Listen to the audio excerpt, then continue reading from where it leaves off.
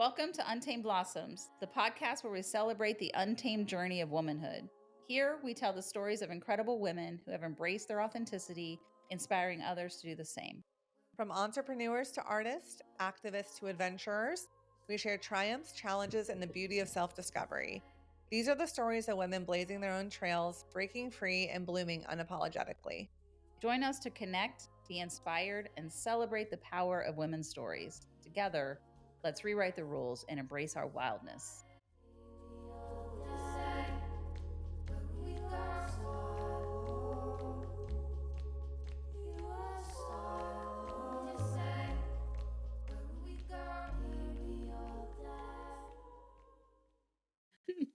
Welcome to Untamed Blossoms. I'm your host, Amanda Riley. And I'm Christy Riley. Welcome to the show, everybody. We've had a busy week. Whew. Busy weekend, busy week prior. Listen, we have a lot of Leos in our life. So we're celebrating Leos all August long. End of July, 1st of August. You're welcome. You're welcome. Thank you. You're welcome. You know, people say Leos are obnoxious, and I agree.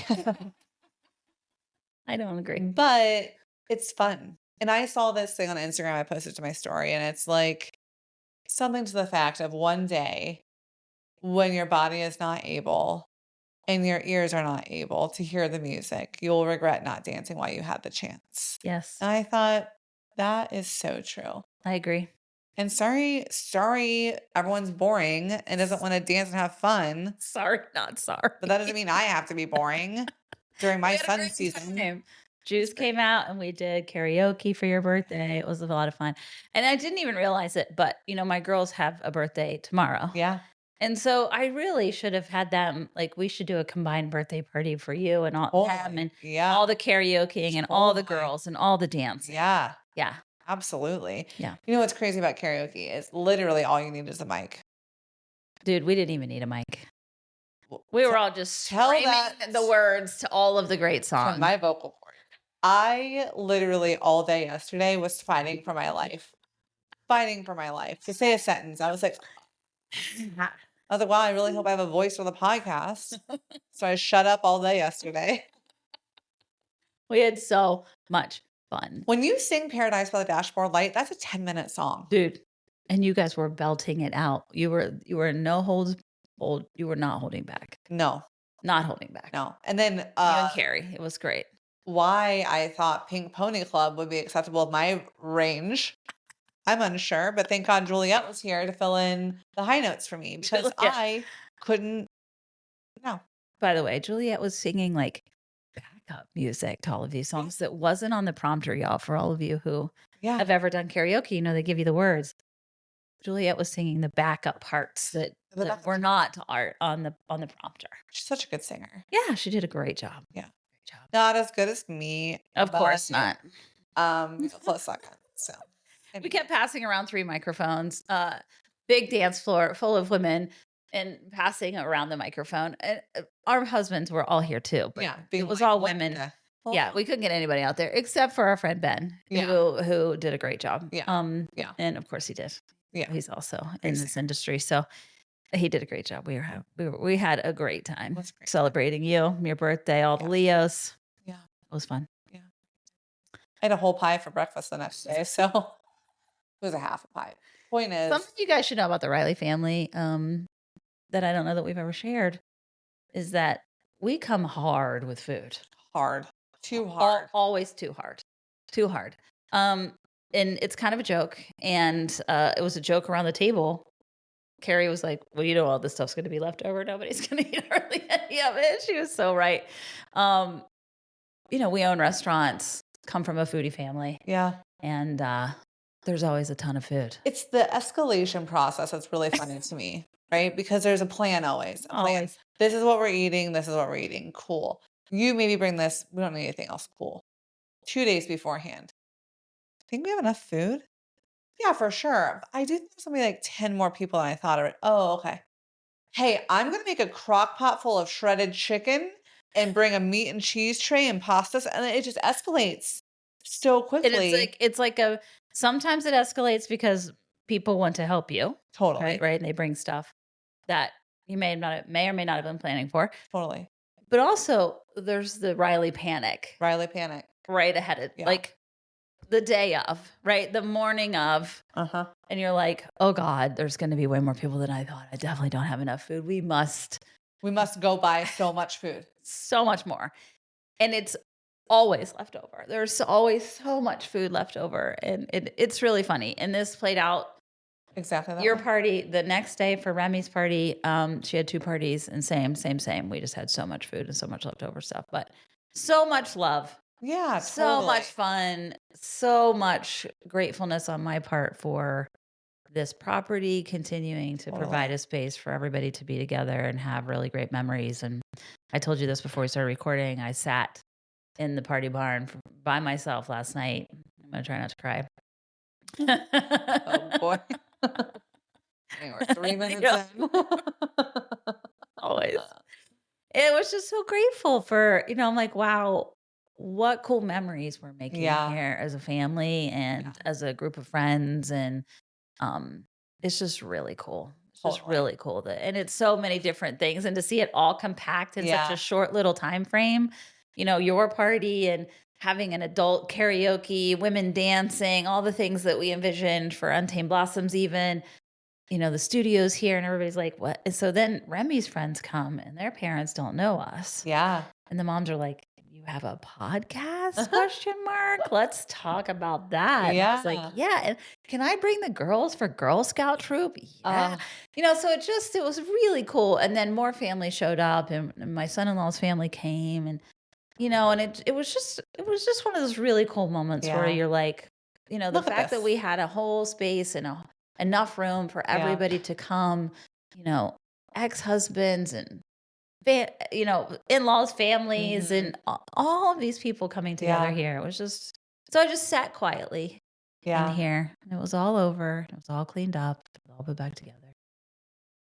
And I have this little crochet swing out here for Remy, and I was sitting in it, just sitting there swinging. Yeah. Just really grateful for the time we had and the family we have and the moments we had. And just really took a moment to woosah.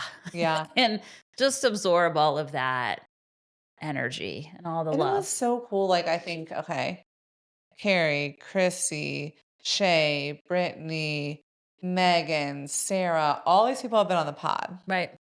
And it was so cool. Yeah. To have them all here at once. Yeah. Yeah. And like you said, to be able to just like we desperately love dancing and singing and just moving our bodies and to like feel like the energy was so good. Like, I think everyone said that to me. Like, the energy was so good on Saturday. Yeah. Like, everyone just felt like in a party, like, good vibe. I'm like, it's the space, too. Like, it just carries so much good energy. Yeah. And it's so nice. And Carrie was like, yeah, I brought these shoes because, like you said, like a barn. I didn't know. I go, oh, I should have explained. This is not a barn.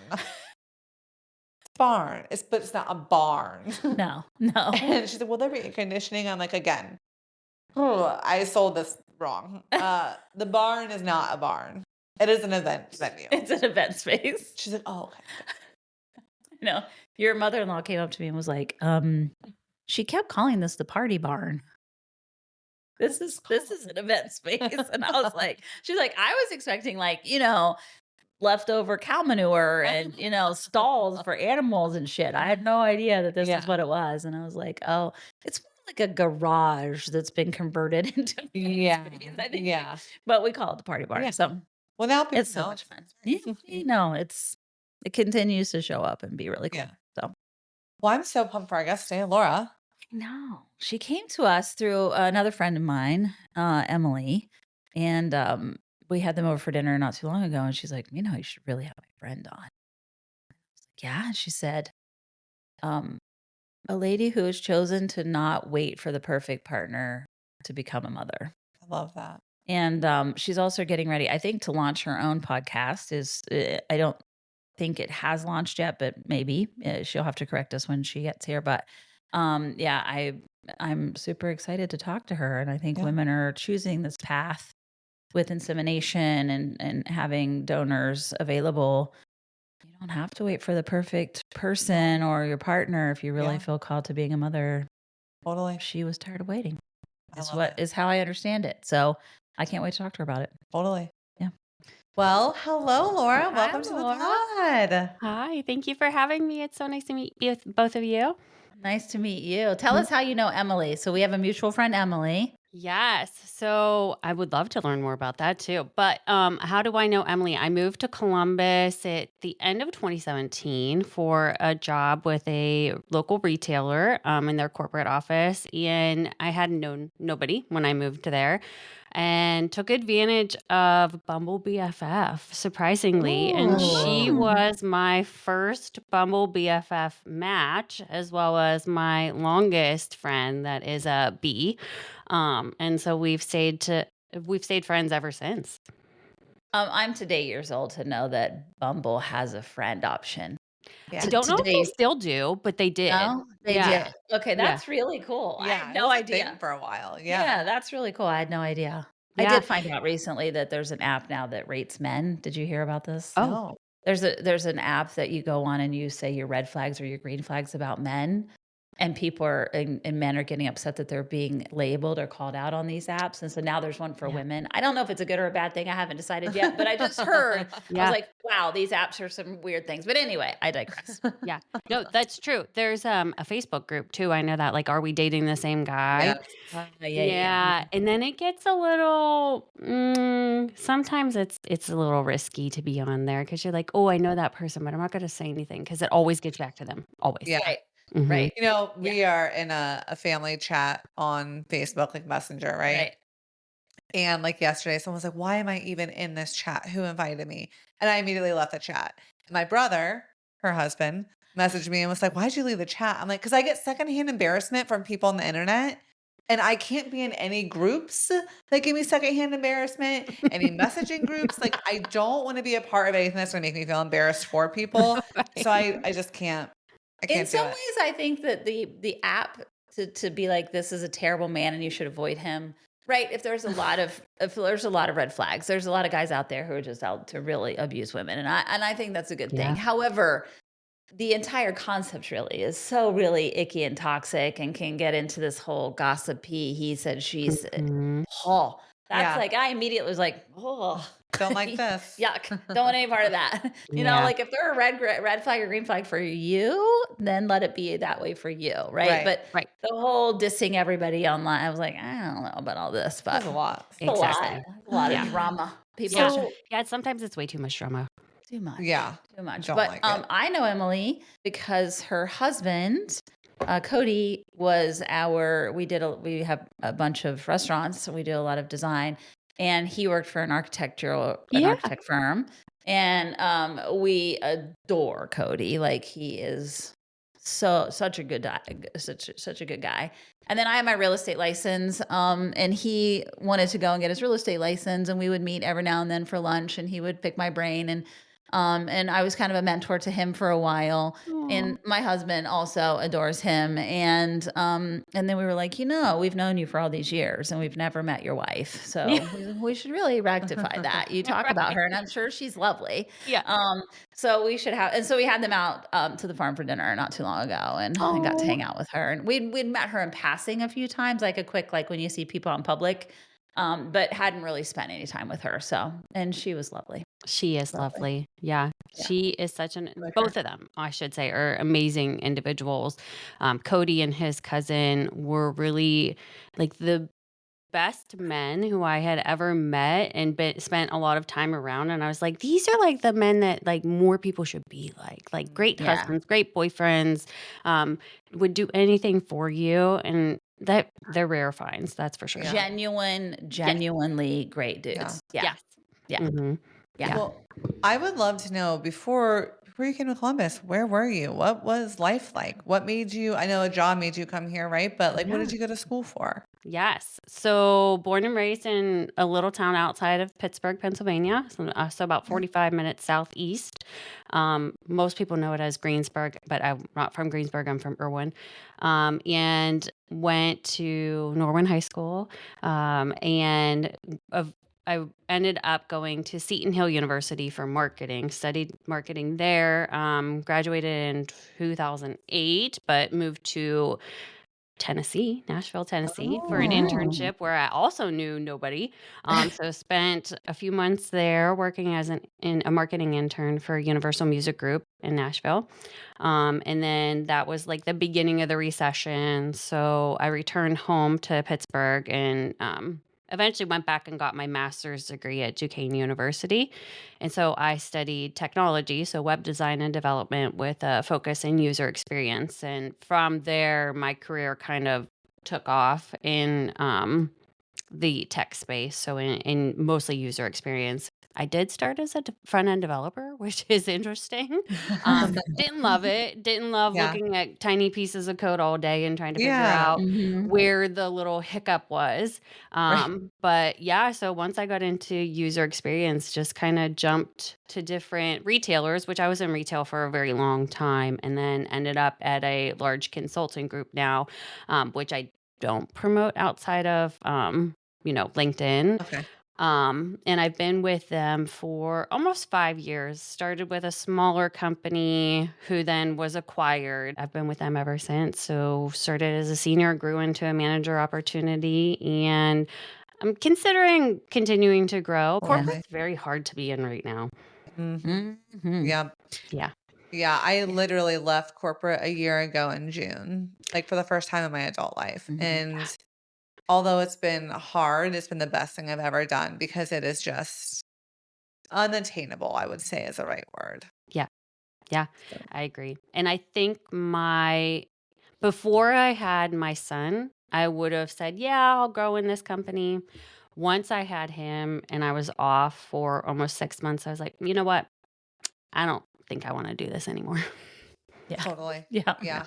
It's just the amount of pressure and workload for something that's not your own. hmm It's really interesting. People will be like, well, you work now more than you ever have. And you don't have PTO and you don't have these hmm things. I'm like, yeah, but it's a very different vibe Right. to put in effort and to grind when it's like your thing. Yeah. You are in complete control of the outcome. You're not at the mercy of others. It's very different. It's a passion. And yeah. Totally. Yeah. Yeah. And Absolutely. Amanda was really malaligned with corporate America. You Yeah. were grinding in it, but it wasn't really aligning with your Yeah. essence, really. And I'm going to challenge anyone listening to say, who does it? Who Right. does corporate America align with? Because I'm willing to bet, especially most women would say it does not. Say that's true. I think women Yeah. have a really hard time in that space, and it's because it's designed for men. It's not Right. designed for women. It's not designed for mothers. It's not designed for flexibility to be a really kick-ass. Amanda and I talked about this before we started recording with you. The Mhm. speed that her and I can do things is so fast, right? That's not rewarded in corporate America. I Yeah. can get my work done possibly. Oh, it's rewarded, but with more work. But with more work, right? They Right. just keep piling on. Like, you can handle more, so I'm going to give you more. Versus, Exactly. this is the amount of work I expect to get out of you in a week, and that's cool. And if you can get that done in 20 hours, great. Yeah. No, we're gonna. Oh, you can get it done. I'm just going to give you more. So you're doing 80 or 90 hours worth of work in your 40 hours Mhm. because you're really talented, and they just Right. chew you up and spit you out instead of giving you that Mhm. flexibility to be a great mom and a partner or whatever it is that you aspire to be outside of a corporate employee, and Right. be like, just have this merit and reward me on the merit, no matter how fast or slow I get. You know what I mean? Not Yeah. necessarily slow, but if I can kind of whip through it, I should have some sort of benefit to that. But that's not really how that works. Yeah. Right. It's interesting you guys brought up about it's not really corporate America is not really for women. And I guess I had thought of that before I had my son, but once I came back, it became very apparent that it's not for women, especially moms. And it was actually vocalized to me that it's harder to grow in this particular company to senior manager and above because we are not set up to support women. It's all about the single adaptability and being able to drop whatever you're doing and fly to a client site and do whatever they ask of you. Whereas if you're a mom, that's harder, right? Right. So you can't Right. just drop Yeah. all of that stuff. And Right. my next step would be to go to senior manager. And because, that was made very clear to me that it is harder to grow as a mom, I'm like, yeah, you know what? maybe this is not what I want to do with my life. Yeah. And going back to passion, when you were growing up, was there things that you were really passionate about? Were you really artistic? Or like, what were those things that really lit you up that you're like, this is what I want to do, right? Because I think Yeah. we all get in this adult world and fast track our way to what we think success looks like. But Mhm. there was a kernel of joy and passion that you probably fostered long ago. So would love to hear about that. Yes. I had always been very fascinated by my oldest sister. I have two sisters, both older than me, but my oldest sister, I had always been fascinated by her singing talent. And she took singing lessons, and I would steal her music and I would sing out in the yard with her music or in my room and then make dances to it. And so one thing that became very clear to me as I grew up in school was that I did have a vocal ability, and I really wanted to lean into that more. And I think getting into the music industry as an intern also opened up my eyes to, can I take this somewhere? And so I myself eventually got into singing lessons and tried to pursue a singing career, which is really hard to do. And I didn't want to give up the ability to make money and live on like the streets. Not saying you have to live on the streets, but you have to live on the bare minimum for a long time to be able to grow in that industry, which can take 10 years or more. I had heard that from people who were in Nashville trying to get their name out there. So singing is a talent of mine. Never thought that I was more on the artistic side of being a designer. I always saw my middle sister as that. But once I leaned into that a bit more through technology, that's where it became very clear to me that, I do have the skills on sort of both sides. Still sing here and there, more so just around the house or in the car. Um, but never made a career out of it, unfortunately. Yeah, it's definitely one of those things that is a grind. Yeah. Actually a terrible, terrible, terrible voice, but I love singing. I just had a karaoke birthday party here Oh my Saturday. god. We did. Yeah. We did. Yeah, big fan of that. Yeah. But I think it's that joy that that thing can spark, and Mhm. no matter if you're very good or if you struggle, just making sure that you still keep a hold of that thing that you love and Right. continue to do, even if you don't make a career out of it. Right. Also, wild to think about, we can have passions that don't have to turn into careers, which I Correct. know for women sometimes it can be difficult to do that. So, Yeah. And that's very true. Yeah. A lot of people are fear, right? Or have the fear, right? The vulnerability of wanting to pursue something or don't realize how big their talents can be in a certain area. Right. yeah, Mhm. absolutely. Yeah. It's Focus scary. focus your Yes. energy. I feel like most women can figure it out and really blossom into Mhm. whatever that is, you Right. know? And Mhm. so it doesn't mean that you have to have some savant, natural, artistic talent out of the womb to be an artist. You know what I mean? Sometimes it's just a lot of practice Yeah. Yeah. and developing a technique and a style and in anything, painting, ceramics, an instrument, singing, right? Like Mhm. even those people that are really gifted have coaches and mentors and teachers. And so I do Yeah. think that women, we sell ourselves short, and we had a women's group that said, what did we said, something about your creative side. And somebody said, oh, I'm not creative. And I was like, do you do creative problem solving?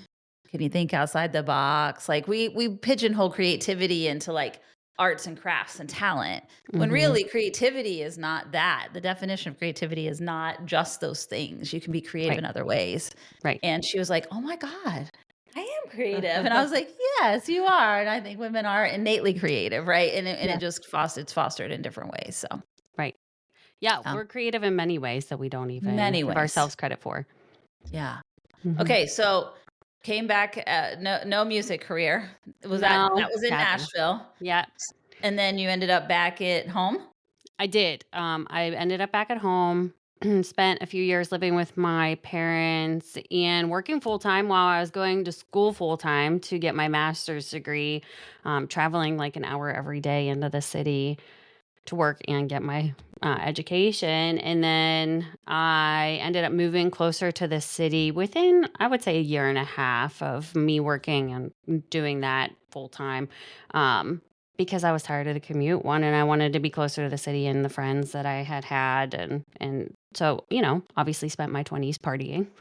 My late 20s, early 30s partying in the city. And I think I graduated closer to 30 from my master's career. And then, like I said, I got into, it was a small marketing firm first, which then I transferred over to American Eagle, so corporate retail. And from there, just took off my career.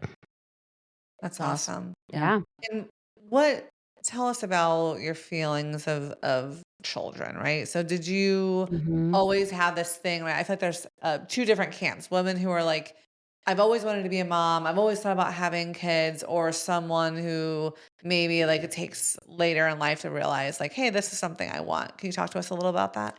Yeah, great question. So my nephew was born almost 16 years ago, which is very crazy to say. But I guess I hadn't really considered being a mom until he was born. And then I helped to raise him through his first year because I was unemployed at the time. And that love for him was something that I had never known before. And so that opened up my eyes to, you know what, maybe I do want to be a mom.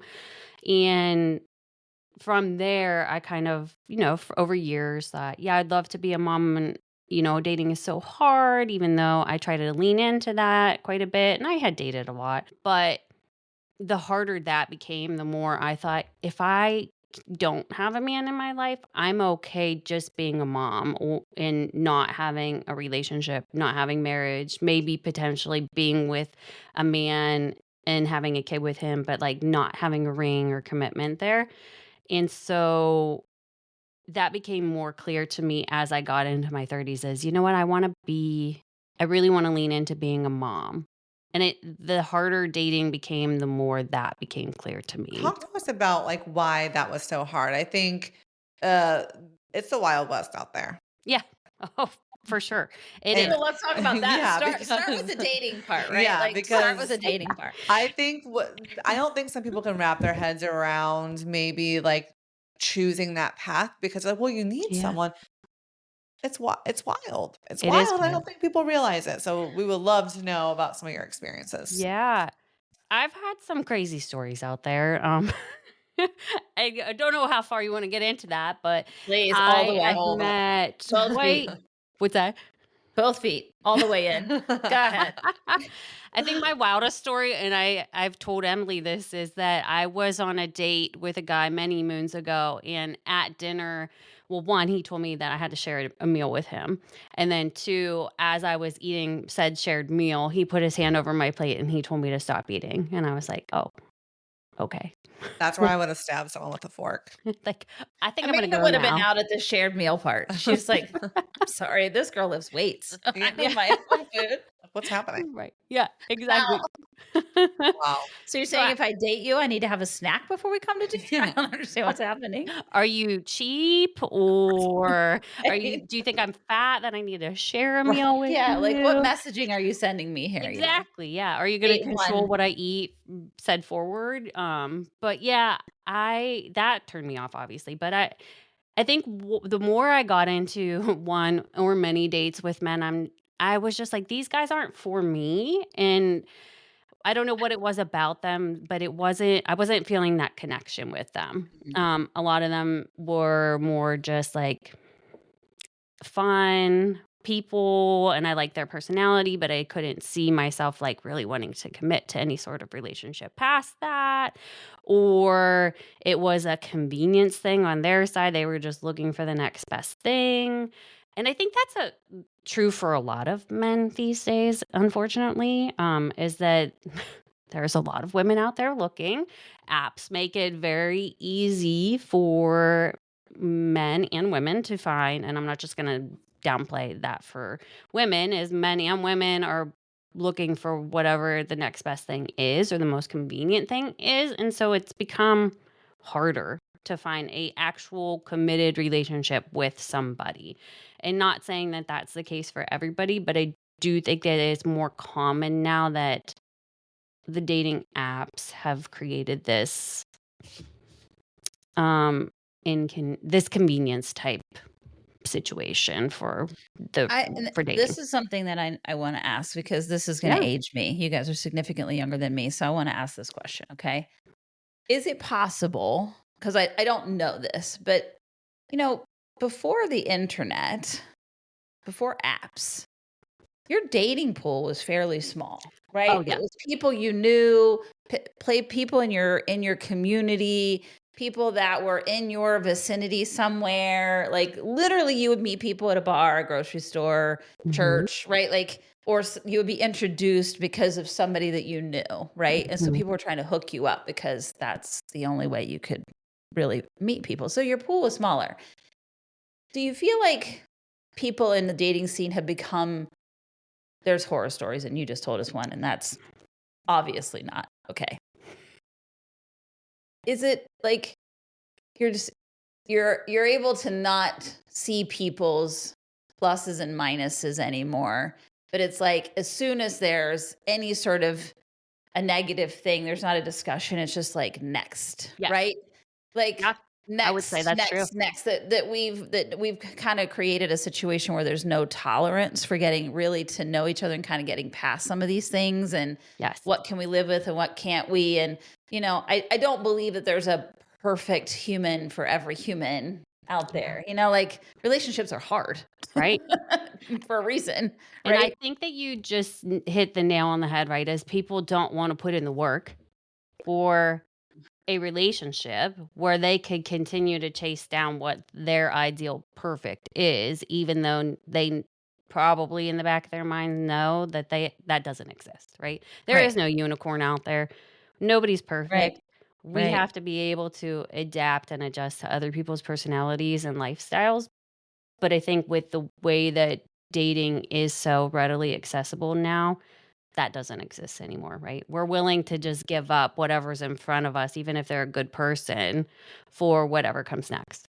Yeah. Well, and when you're dating someone's friend, there's a different accountability to putting an effort than if you're dating someone off the internet that no one else knows, right? And it's very much like market saturation. I think of like we've entered the Amazon of dating. That's a good way of putting it. Because you think you want a black skirt and you're going on Amazon and then suddenly you see 78 other skirts that you might also really like. And now you're going to be bargain shopping for the best skirt for your money. Right. Yes. And I think we have a lot of options. Yeah. Yes. And you're always out for the deal. You're always out for the hunt. And it makes it just a completely different ballgame. Yeah. Right. Yeah. Right. And then fast forward to are we dating the same guy? And you see a lot of the people who are married that are on these sites. And then you're like, is anybody out there really serious about love anymore? Right. Yeah. Yeah. Or like there's these documentaries, a Tinder swindler, like all these things of like people take advantage. And I think when you see, so this is completely random, but every social media site is now also a dating site without you knowing it. And people are messaging you and all of these things. And I just think, to your point, half of these people are married. Right. Yeah. So it's like, what the hell? Why even put in the effort if they're then just going to then keep shopping? Yeah. Yeah. So what was your like, okay, I'm done with this for now. What was that moment like? Yes, great question. And I dive a little bit into that in one of my first episodes. But I had met a guy at the gym when I was in Columbus, and we had developed a really great relationship as friends, which then over time grew into more of an emotional-based relationship. I ended up moving back to Pittsburgh while we were friends, and he ended up here for travel work, which from that point on turned into a relationship. And I thought this individual was my person. He had told me that I was his. We had talked about marriage and all of the things. And it's unfortunate, but it turned out that he was none of the things that he had promised. But I think that was my breaking point where I said, you know what? I just don't want to do this dating thing anymore.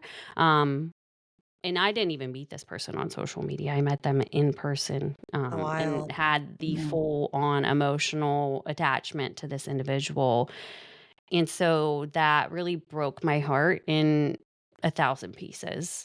And I had a really hard time getting over it. So I, with a lot of therapy, then found myself again. And that was the point where I was like, yeah, I don't want to date anymore. I don't want to try to date anymore. I want to try to pursue this goal of mine that I had always said, by the time I'm 38, if I am not married and don't have a child, then I will lean into trying to have a child on my own. And I had a friend from many moons ago who had posted on Instagram, ironically, that she had a baby. And I was like, oh, this is interesting. We haven't caught up for a while. So I reached out to her, and she was a single mom by choice. And so I was like, oh, tell me a little bit more about that. So she did. And I was like, this sounds like something I want to do. Like, I don't want the dating thing. She had a very similar story to mine. And so maybe I'm just going to lean into that because I was right before I turned 38. And I said I had this goal, right? I wanted to be 38. I wanted to try to have a baby on my own. And so that's what kind of pushed me in two ways, right? It was one, away from dating, trying to focus my efforts on dating, and two, into wanting to become a mom, because it seemed like she was so happy having made that choice. And so I leaned into a fertility clinic here in Pittsburgh and started the month I turned 38. What did friends and family have to say about that? Or did you allow them into that decision right away, or did you take some time? No, I didn't. I told them nothing until I was pregnant. Yes, I was 13 weeks pregnant when I told my family. Nice. Okay. Yeah, I It's easier had to ask for forgiveness instead of people's opinion. You know what I mean? Exactly. Just ask for acceptance. Here's Right. what it is. Right. Now What if my I'd have told Ben I had a one night stand and I was pregnant? You would have accepted Exactly. that. Yeah. Yeah. But I I didn't want to hear told all the negativity otherwise. Yeah. I think that's smart. Exactly. Mhm. My middle sister I had told at 9 weeks pregnant because I kind of needed to use her house to host a family dinner so that I could tell everybody else. But other than that, I kind of did the whole thing on my own. At 13 weeks, I got a cake made, and I had his little sonogram picture right inside the lid of the cake, and I had put baby Nave coming September 2024. And after we had ate dinner and everything, I put the cake in front of my parents and I was like, I just want you to look at this cake that we had made. And it took my mom a minute, even though she thought I might be considering doing this. She kind of like thought, okay, is it which one of my girls is pregnant? And then based on the last name, she kind of narrowed it down to two of us, but one of us is no longer able to have children. And so she looked at me immediately crying. My dad's, the wheels you could see turning, like, wait, what is happening here? Like, who's pregnant, and how did she get pregnant, and did she have a one night stand or a secret boyfriend that I didn't know about? What is happening? Secret boyfriend, love it. Right, which he actually did say out loud. He was like, oh, I thought maybe you had a boyfriend that nobody knew about. And I said, no, I did this 100% on my own. Bought the sperm and did it all on my own. Yeah. Wow. And you felt like what support did you have, right? It sounds like you did that very solo. Yes. But did you lean into like a online community or like an in-person community to help with that? Or were you just like, no, I'm just gonna do this? So the friend that I had previously mentioned was a big support for me when it came to asking questions about what I needed to do and, what kind of things I needed to consider when buying sperm, because there is a lot that goes into just that piece. Right. And then I had a friend who is the same sex couple in Pittsburgh that went to the same clinic as me a year prior and got pregnant. So I did ask her a lot of questions about the clinic itself and about buying sperm as well.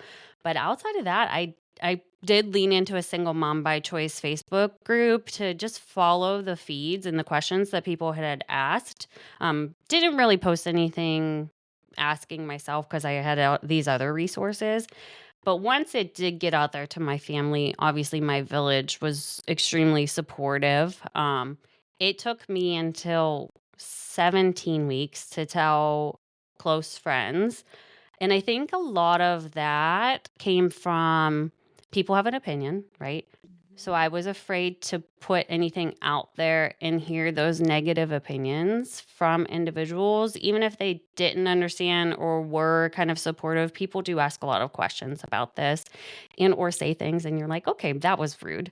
And I did have a few of that happen after I've like publicly announced at 20 weeks. There were a lot of statements made, I should say, about, well, aren't you punishing your child by not giving him a father? And I'm like, well, aren't there single parents out there who are raising their children without a spouse, or people that have passed away and their children don't have parents, or whatever this situation might be? I don't feel like I'm punishing him at all. I'm going to show him love, right? Right. And so that's still hard for people to wrap their head around. And people don't realize some of the things that they say. I think people just talk Yeah.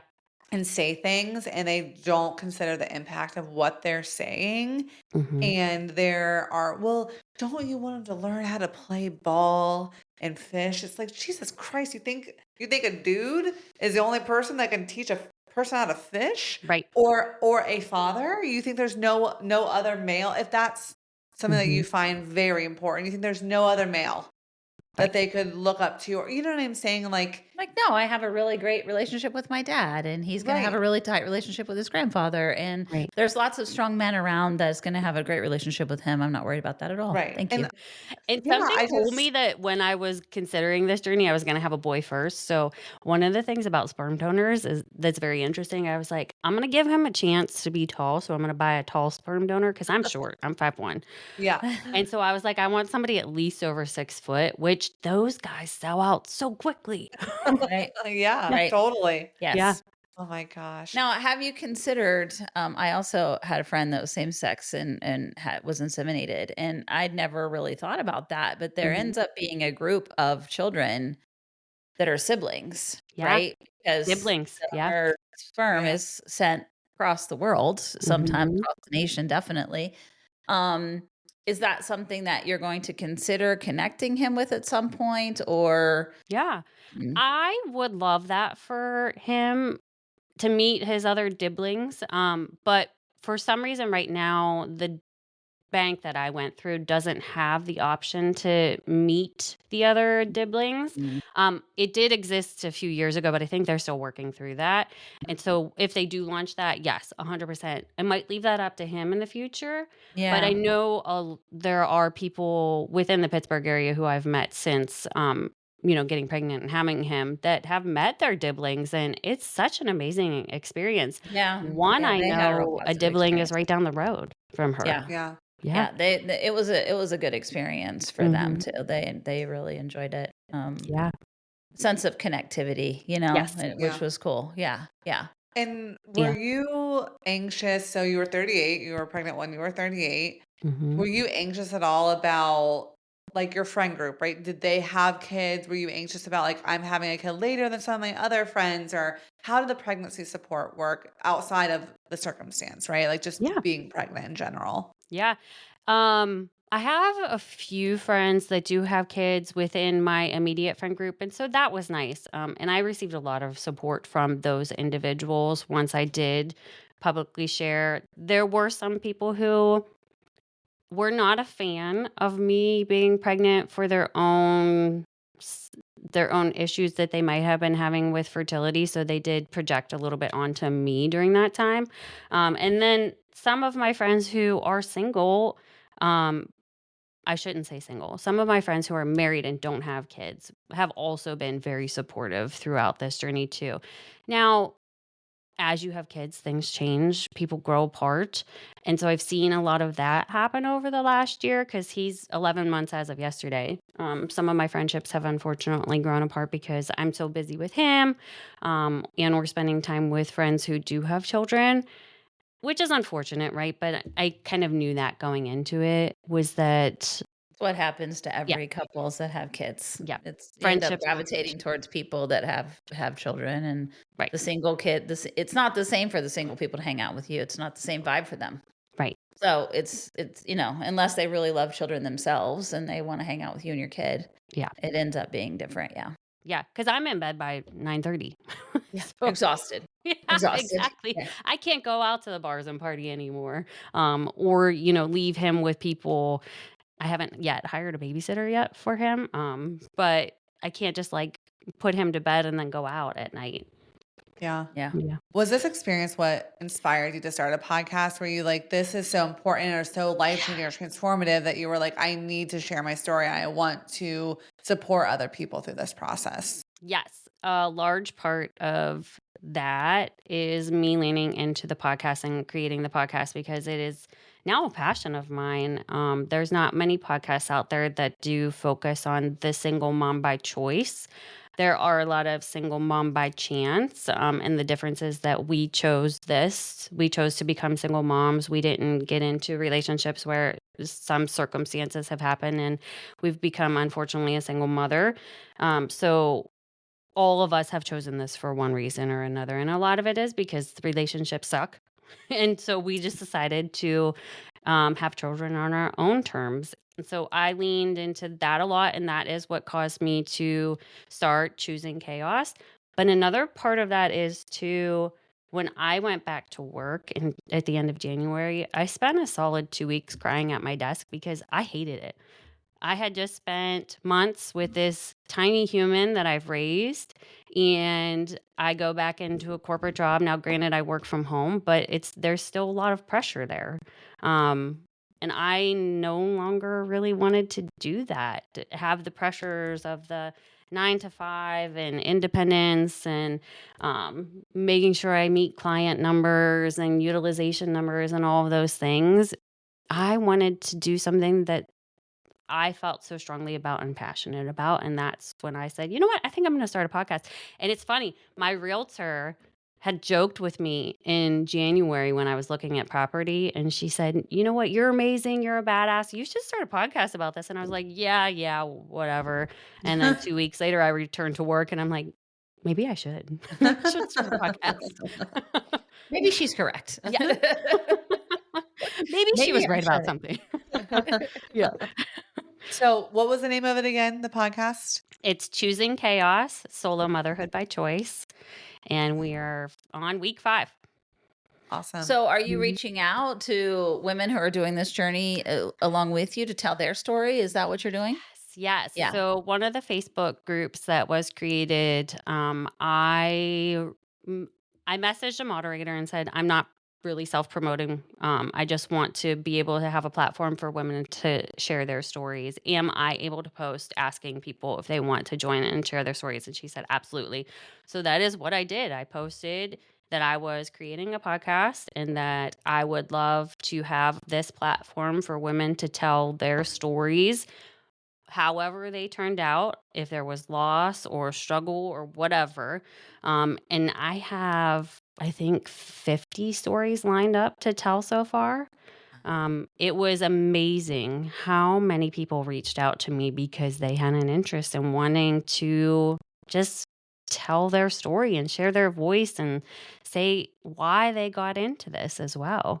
And it's just been amazing to hear from just the few I've heard from so far. Yeah. Mhm. That's awesome. And no real guidance in the podcast other than just like us, tell your story. Yeah, exactly. I Mhm. think it's A lot so of power in important that. because, we all have this thing inside of us that drives us to do certain things, and people are always perceiving you every minute of every day Mhm. and making their own decisions about why you do or don't do things. And to be able to have an hour to sit down with someone and say, hey, this is why I did this Yeah. is so freeing. Right. Right. To be It seen is. and heard. Yeah. Seen and heard, seen and heard, seen and heard, Yeah, like totally. that's Yeah. really what validates women the most is really to truly be seen and heard in their community and Right. Yeah. embraced. Yeah. And I think that's what we all want. I see you, I hear you, I am here to support you no matter what. Even if it's just lending an ear. If I can't be there with you in person to support you or wash your dishes while you're trying to feed the baby, I still hear you. I hear you have a need and I see you need help. What is the Yeah. biggest lesson you think you've taken away from all of this, whether it be, the process or starting the podcast? Like, what are some main takeaways that you feel like you've grown?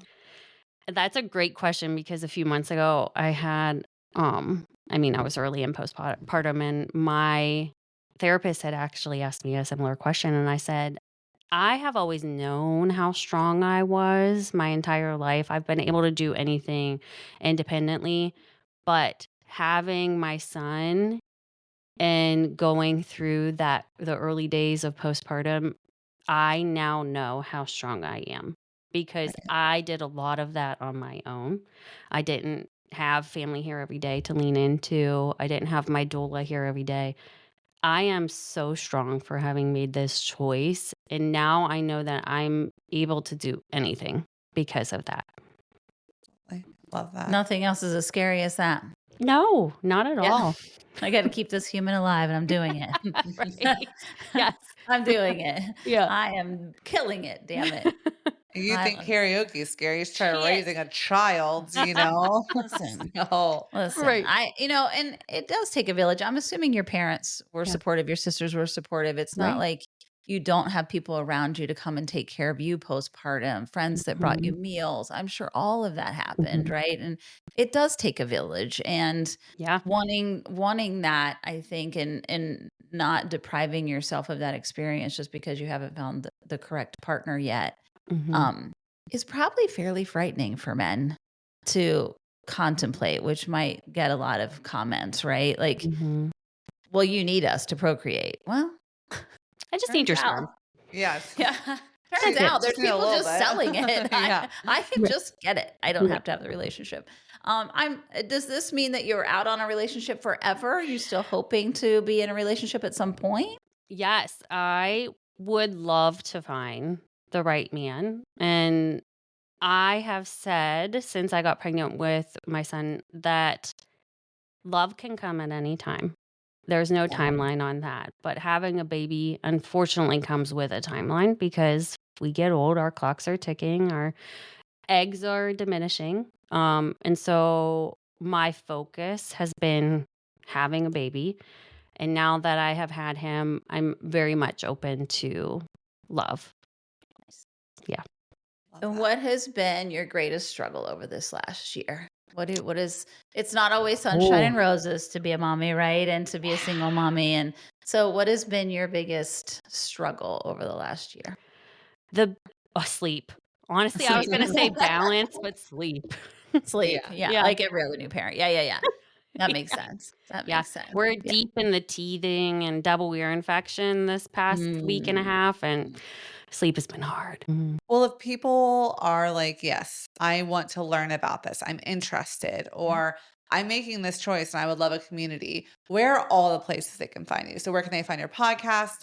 If you can share that Facebook group name, or do you have a website? Do you have your own Instagram? Like, just share all the places. Yes. So my podcast is on Spotify, Apple Music, all the different platforms. Choosing Chaos, Solo Motherhood by Choice by Laura Nave. And you can also find me on TikTok under the same name, as well as Instagram and Facebook. And then as far as the community itself, there's a lot of different Facebook groups out there. There's Single Mom by Choice is just the one largest community. Then there's a Single Mom by Choice 35 and over. I think there's a few other subgroups to those.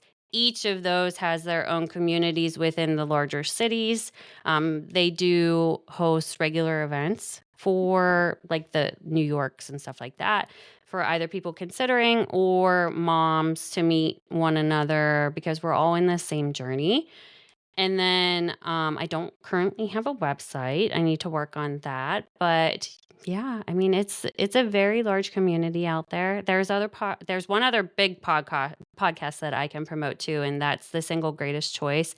She's been around for a little bit, and she also shares similar stories of individuals and then fertility clinics. Oh, nice. It's really helpful because I think I would have to think the hardest part about starting is just finding the resources and knowing where to go and what questions to ask and Yeah. just understanding the process itself. I think, Mm-hmm.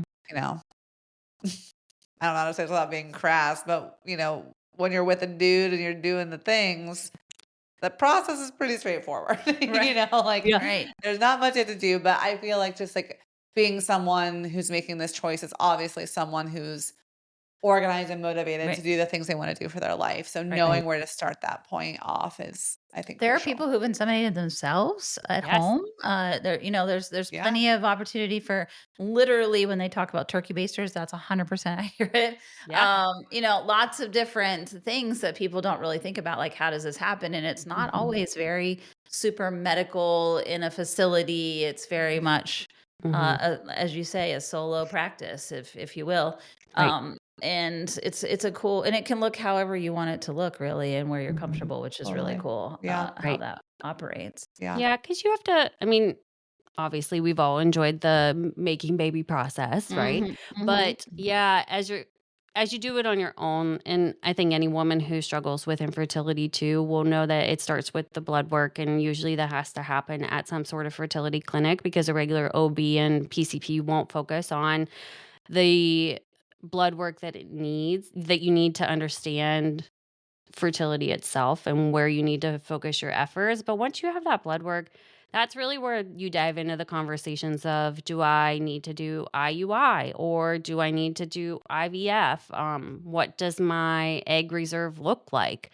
And you get so many rounds of IUI. You'll hear a lot of women say that is usually the most is 6, but some people do go past that. It just depends on, are they paying out of pocket? Is their insurance covering any of it? Or For they're, those of you who don't know, IUI is intrauterine insemination. thank you. And then usually at a point, a physician will say, okay, well, we need to switch to IVF because IUI is not working. And each round of IUI, your percentages, unfortunately, they do decrease.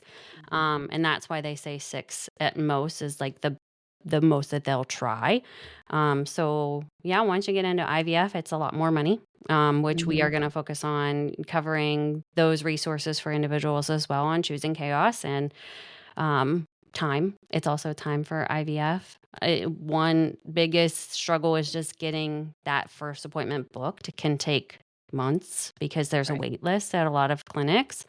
So when you're going into this journey in life, you just have to be patient with yourself and patient with your clinic because it can take a lot of time. Yeah. And then Yeah. some insurances do cover IVF now. So, Yes, thankfully. yeah. And IVF, for those of you who don't know, is basically when an egg and a sperm are put together outside of the body and created an embryo, and then an embryo is placed inside the uterine for attachment. So Yeah. it kind of all the science happens outside, and then it's placed inside for to hopefully take. So they're two very different processes, and it's a lot. For those of you who don't know, it's a whole lot of technical things, and the woman goes through a lot to make this happen with egg retrievals, with IVF, and all that stuff. So you're on a lot of medications. There's a lot of trips to the doctor, and it's really uncomfortable and it's painful, and it means injecting yourself with big needles and all kinds of crazy things. That so this is not as always as easy as going and getting your sperm and turkey basting yourself at home and getting and 2 months later you're pregnant, right? Some people have to go through a really tough process to make this happen. Yeah. And you have to And so understand a it lot truly about is. your schedule too, your ovulation schedule, your period schedule. You just really have to learn a lot about the timing around that because as much as, again, it's fun to partake in trying to make a baby, there's days that are good and there's days that are bad for your ovulation and Right. whether it's going to take or not. Yeah. Totally. Yeah. Yeah. It does kind of consume your life if you have to end up down the IVF road. But Yes. I will say that there's several insurances now that do cover IVF if you've Which is failed so all the nice. other attempts, which is great because it is Yeah. very expensive. So, And then outside of that, you have your donation, your egg donation, those types of things, which I think can cost a little bit more. But some women do have to go that route. I think it's incredible that you have a platform dedicated to this because Thank you. like so many women's issues, they're not covered in depth or it's a quick Mhm. conversation. And I think it's such a safe and important space that you're creating for people to educate themselves and learn and then also share their stories. So thank Right. you for doing that. Thank you. and not thank just you for the women who are doing it. I think also for the people in their networks, the people Yes. who, what a cool platform for somebody who's really struggling that their daughter chose this or their sister chose this or their best friend chose this and they just don't get it. I don't understand why she's putting herself through this. Right. Can get on your platform and get educated and learn and hear other women's stories and why, and hopefully impart some wisdom that way too. It's not just for the women who are contemplating this or going down this road or already down this road, but also this, if you're part of a support network of a woman who's going through this, it's a lovely place to start. Yeah. Even if you aren't a part of a network, but if you just don't understand why some of us make this choice, and I had unfortunately experienced that after I had told the world that I was pregnant, is some people were like, "Did you hear how Laura got pregnant?" And it's like, well, who cares how I got pregnant, Yeah. But maybe Right. it's good for those individuals to understand why we do make Yeah. this decision. Right. And it's for one reason or another. Yeah. We want to be moms.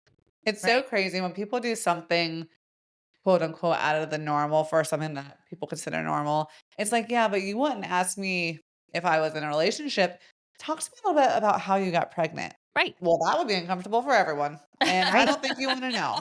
Right. So what gives you the right to ask me just because it's not something that you're familiar with? Like, why are you passing judgment? You want me like, were you hammered when you and your husband conceived? Like, you wouldn't ask those things. So Right. why are you asking the conditions of someone else? It's not your business. That's right. Mhm. That's Or absolutely even the question of, well, we didn't know you were trying. People will say that a lot. I didn't know you were Yeah. trying. And it's like, well, do I need, like, if I were in a relationship with a man, do I need to tell you when I'm having sex with my husband or my Right. boyfriend? Right. Yeah. No, Yeah. I don't need to do that. It's a Yeah. weird thing. I think, Yeah. whether it be same-sex relationships or, Yeah. I can even get into the whole trans, rights and issues. And it's like, why do you need to know so much about everyone else's sexual preferences and parts? It's very Mhm. confusing to Who me cares? Control. because Yeah. in hetero relationships and quote unquote normal man, woman, we all get it. Yeah. Mhm. Leave people alone. Right. Right. None of your business. Just let them be them. Yeah. Let them live their life, man. Yeah. Exactly. Totally. Yeah. Let them live their lives. Well, Mhm. is there any women that you would like to give a shout out that have influenced you or Yes. through this journey or in general in life? Oh gosh, yes. Well, my friend, I will keep her name anonymous, but she knows who she is, and she was my biggest crutch for why I took this journey. But also, Jackie Nicolai was my second individual who was really supportive in the beginning of my journey and the whole way through, and has still been an amazing crutch for me. So I would like to thank her and give her a shout out. And my mom. My mom has been my biggest village. Darcy Nave, Aw. the biggest part of my village this last year. I'm not sure if we would have survived without her because That's she has awesome. made an hour drive every weekend to be here to help me take care of my son. That's Yeah. awesome. Mhm. Fantastic. Yeah. Well, thank you so much for what you're doing. Thank you. What a powerful thing you're doing. You continue to show up in your life. It sounds like Thank you. with so much bravery. New cities didn't care, didn't know anybody, didn't care. Different careers didn't care. You Mhm. just keep charging at it, girl. So good for you. Thank you. Thank you for having me on here too. This is amazing. You're welcome. Of We love course. having people tell their stories, and you're going to influence God knows how many people. And so, I if you hope. guys out there know of anybody who might be thinking about going on this journey, please look her up and start listening to her podcast, Yeah. Choosing Chaos. We Thank you so will much. link all the ways people can find you in the show notes for today. You can find this episode and our other episodes on Spotify, iHeart Music, and Apple, YouTube. So thank you so much, Laura, and we love you all. Thank you guys. Love you. Thank you.